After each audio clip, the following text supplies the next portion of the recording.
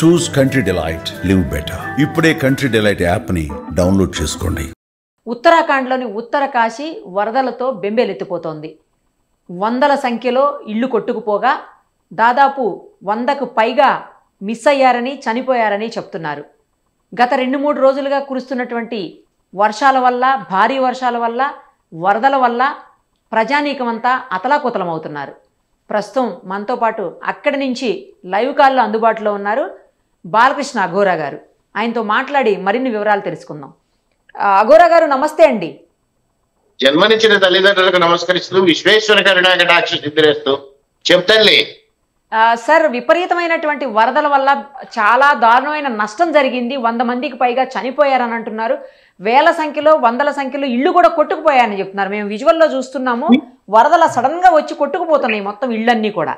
ఈ ఉత్తరాఖండ్ ప్రాంతంలో ఎప్పుడైతే last 6 years back 7 years back ఒకసారి కేదార్నాథ్ ఇది వరద వచ్చింది చూసారా సార్?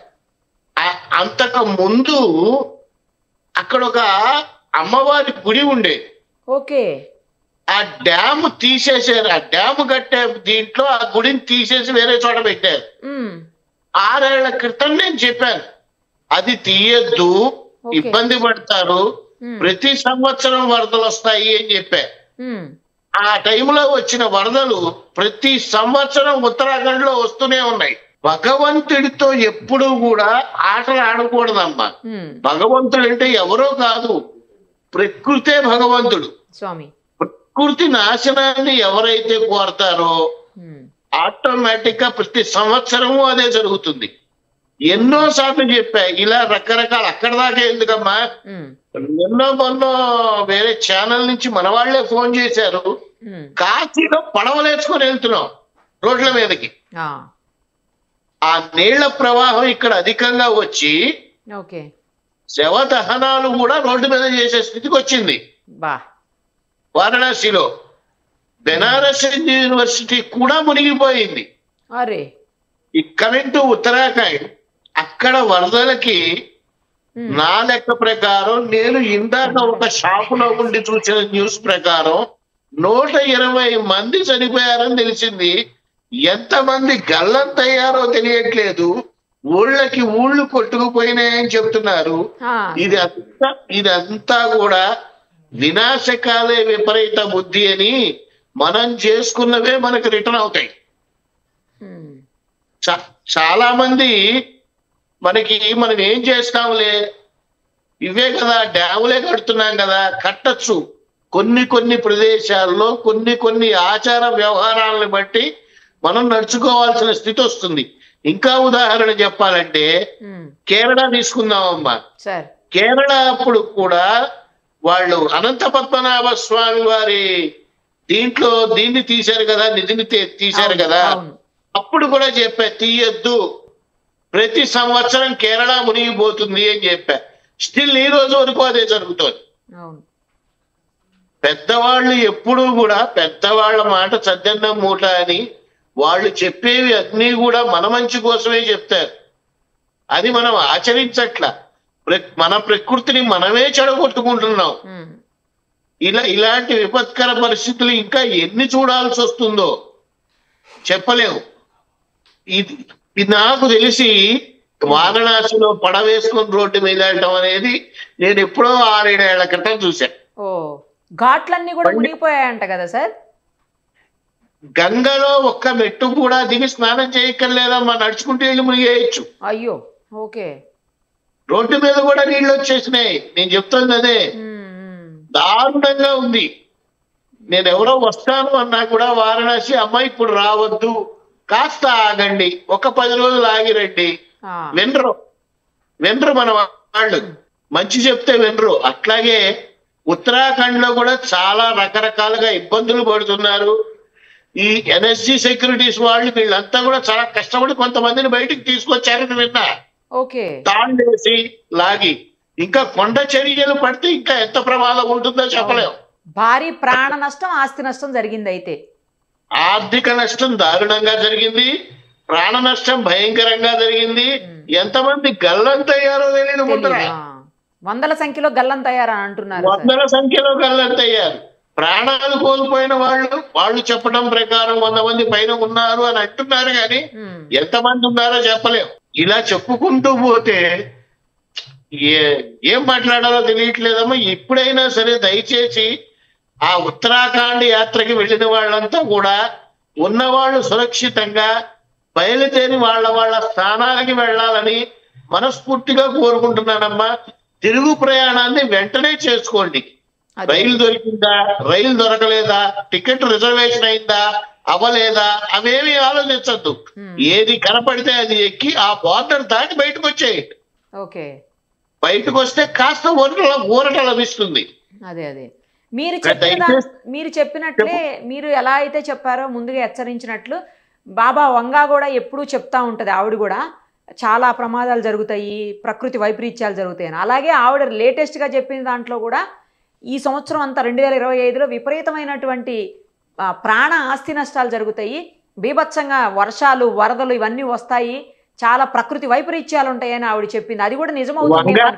వంగా గారు చాలా తక్కువ చెప్పారేమో, అప్పుడే అవలేదమ్మా, స్టార్టింగ్ ఇది.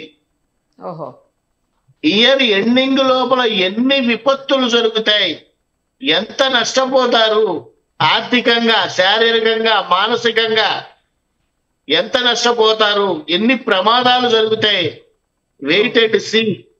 దయచేసి ప్రయాణాలు చేసేవాళ్ళు కూడా నేను చాలా స్ట్రైట్ గా చెప్తున్నానమ్మా, ఆలోచించి అవసరమైతేనే చేయండి.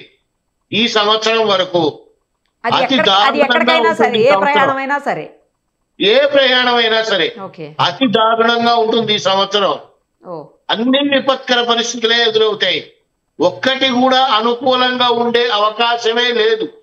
నేను ఉగాదికి ముందు కూడా వేరే ఛానల్ వాళ్ళతో చెప్పా, విమాన ప్రమాదాలు ఖచ్చితంగా జరుగుతాయి భారతదేశంలో అని. మై లక్ ఏంటంటేనేమో మొన్న అహ్మదాబాద్ లో జరిగిన దీంట్లో నాకు తెలిసిన అతను ఫోన్ చేసి, గురుగారిని ఫ్లైట్ దిగి ఢిల్లీలో వదిలేశానండి ఫ్లైట్ అన్నాడు. ఎందుకు అని అంటే వాడికి నచ్చలేదు ఆ ఫ్లైట్, కర్మగాలి అదే ఫ్లైట్ యాక్సిడెంట్ కి గురయ్యింది. ఇలా దయచేసి ప్రయాణాలు పెట్టుకునే వాళ్ళు కూడా ఆలోచించి అవసరం అయితేనే, కాంట్ బట్ పొజిషన్ తప్పదు అని అనుకుంటేనే ఎక్కడికైనా వెళ్ళండి. అది పుణ్యక్షేత్రం కానీ వేరే ఏ ప్రదేశం అయినా సరే. ఈ సంవత్సరం మాత్రం చాలా దారుణంగా ఉంటాయి, ప్రమాదాలు దారుణంగానే ఉంటాయి, విపత్కర పరిస్థితులు అధికంగానే ఉంటాయి, భూకంపాలు రావచ్చు, రకరకాల విచిత్రమైనటువంటివన్నీ కలుగుతూ ఉంటాయి. దయచేసి ఆలోచించండి. బట్ ఏది ఏమైనప్పటికీ ఉత్తరాఖండ్ లో ఉండేటువంటి ప్రజలందరూ కూడా సంయమనం పాటించి అధికారులకు సహకరించి వాళ్ళు సురక్షిత ప్రాంతాలకు రావాలని మనస్ఫూర్తిగా కోరుకుంటున్నాను. అక్కడ యాత్రికులు ఎవరైనా చిక్కుకొని ఉంటే మీరు కూడా ఏదైనా ఒక టోల్ ఫ్రీ నెంబర్ లాంటిది పెట్టండి. లేని పక్షంలో మీ ఛానల్ వాళ్ళకి ఫోన్లు చేసినా ఏదో విధంగా హెల్ప్ చేయడానికి అవకాశం ఖచ్చితంగా ఉంటుంది. ఎందుకంటే నేను ఉండేది వారణాసియే కాబట్టి ఇక్కడి నుంచి ఏదైనా ఏర్పాటు చేయొచ్చు, అలాంటివన్నీ చేయొచ్చు. దయచేసి కూడా మీరు ప్రయత్నించండి. అందరూ సురక్షితంగా ఉండాలి, అందరూ మంచిగా ఉండాలనే నా కోరికమ్మా. సార్, చాలా వైపరీత్యాలు ఉన్నాయి ఈ సంవత్సరం. ఇది స్టార్టింగే, ఎండింగ్ లోపల చాలా దారుణాలు జరుగుతాయి, చోటు చేసుకుంటాయి, జాగ్రత్తగా ఉండాలని చెప్తున్నారు కదా సార్. ఏమన్నా రెమెడీస్ ఉంటాయా, లేకపోతే ప్రకృతి వైపరీత్యానికి రెమెడీస్ ఏమి ఉండవు, ఈ యాజ్ ఇట్ ఈజ్ గా అది ఎలా వస్తే అలా ఫేస్ చేయాల్సిందేనంటారా? దేనికైనా రెమెడీస్ ఉంటాయమ్మా. ఇప్పుడు నేను మాట్లాడటం ఇప్పుడు మీరు అడిగిన దాని గురించి మాట్లాడటం మొదలు పెట్టాను అనుకోండి, ఒక గంట మాట్లాడాల్సి వస్తుంది. అందుకని నేను చెప్తుంది ఏంటంటే దేనికైనా రెమెడీస్ ఉంటాయి. భగవంతుణ్ణి నమ్మండి, భగవత్ స్మరణ చెయ్యండి, దొంగ బాబాల్ని, దొంగ సాధువుల్ని నమ్మకండి. ఫస్ట్ నేర్చుకోవాల్సింది ప్రజలు ఇది. గుడికి ఎలా వెళ్ళాలో అలా పద్ధతిగానే వెళ్ళండి.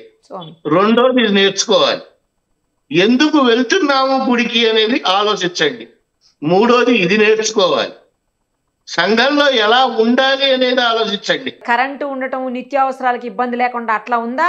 అది కూడా ఇబ్బంది పడుతున్నారా మీరు? ఇప్పుడు ఈ గత వారం రోజులుగా మాకు కరెంటు పోతూనే ఉంది. పోయినా కానీ 2 hours 3 hours అలా వచ్చేస్తుంది. కాకపోతే ఇబ్బందులు అయితే ఖచ్చితంగా జరుగుతున్నాయి. కరెంటు తీయడానికి వాళ్ళు కావాలని తీయటం లేదు, విపరీతమైన వాటర్ రావటం వల్ల కరెంటు పోల్స్ మునిగిపోయినాయి. ఈ ఘాటు 64 ఘాట్లు మొత్తం వారణాసిలో, ఈ ఘాట్ల సైడ్ ఉండే కరెంటు పోల్స్ ఏంటంటే మునిగిపోయినాయి. దాంతో డిపార్ట్మెంట్ వాళ్ళే కరెంట్ ఆఫ్ చేస్తున్నారు. నిత్యావసరాలకు కూడా ఇబ్బంది పడుతున్నారా సార్? లేదమ్మా, నిత్యావసరాలకి ఏమి ఇబ్బంది పడట్లేదు, బానే ఉంది ప్రస్తుతం, అంతా బానే ఉందమ్మా. కాకపోతే ఒకటి మాత్రం నిజం, రాబోయే కాలాల్లో వచ్చేటువంటి విపత్కర పరిస్థితుల నుంచి దూరంగా ఉండాలంటే again I am repeating the same story. ప్రయాణాలు చేసే వాళ్ళు జాగ్రత్తగా అవసరం అయితేనే చెయ్యండి. సార్ ఫైనల్ గా ఒక్కటి చెప్పండి, ఇప్పుడు ఆ ఆలయాలన్నీ దేవాలయాలన్నీ ఓపెనే ఉన్నాయా? అన్ని చోట్ల నిత్య పూజలు జరుగుతున్నాయా లేకపోతే కొన్ని దేవాలయాలను క్లోజ్ చేశారా? వారణాసిలో దేవాలయాలన్నీ ఓపెన్ లోనే ఉన్నాయి, పూజలు అయితే జరుగుతూనే ఉన్నాయి, నిత్య పూజలకి ఏ ఢోకాను లేదు. కాకపోతే ఇబ్బందులు పడటం అనేది ఇబ్బందులు పడుతున్నారు జనాలు. ఎందుకంటే శ్రావణ మాసం ఇక్కడ చాలా రష్ గా ఉంటుందమ్మా, ఎందుకంటే కావడి అని తీసుకొస్తూ ఉంటారు. శ్రావణ మాసం దాన్ని ఒక పండగలాగా చేస్తారు, దానివల్ల చాలా రష్ గా ఉంటుంది. పక్క ఊళ్ళ నుంచి కాదు, దాదాపుగా చుట్టుపక్కల ఊళ్ళ నుంచి కూడా నడుచుకుంటూ కావడితో వచ్చి శివుడి మీద గంగాజలం అర్పించి వెళ్తూ ఉంటారు. వాళ్ళ వరకు ఇబ్బందులు లేవు, పాపం నడిచి వచ్చే వాళ్ళకి మాత్రమే కాస్త దారిలో ఇబ్బందులు కలుగుతూ ఉన్నాయి. ఏదైనా సురక్షితంగా రండి, సురక్షితంగా వెళ్ళండి. ఉత్తరాఖండ్ లో ఉండేటువంటి అందరికీ కూడా మీ ద్వారా ఏదైనా ఒక ఫోన్ ఇది పెట్టండి, చాలా మంది కాల్ చేస్తారమ్మా. తెలుగు వాళ్ళు కూడా ఇరుక్కుపోయి ఉన్నారు, దాదాపుగా ఒక 2 బస్సులు ఇరుక్కున్నాయి అనేటువంటి సమాచారం అయితే ఉంది. వాళ్ళు సురక్షితంగా బయటికి రావాలని ప్రార్థిస్తూ ఉన్నాం. తప్పకుండా సార్, అందరూ మంచిగా ఉండాలి, సురక్షితంగా ఎక్కడ వాళ్ళు అక్కడికి చేరుకోవాలని మేము కూడా కోరుకుంటున్నాము. Thank you sir, thank you so much. సర్వేజన సుఖినో భవంతు, లోకా సమస్త సుఖినో. సుమన్ టీవీలో మీ పర్సనల్ అండ్ బిజినెస్ ప్రమోషన్స్ కోసం కింది నెంబర్కి కాంటాక్ట్ చేయండి.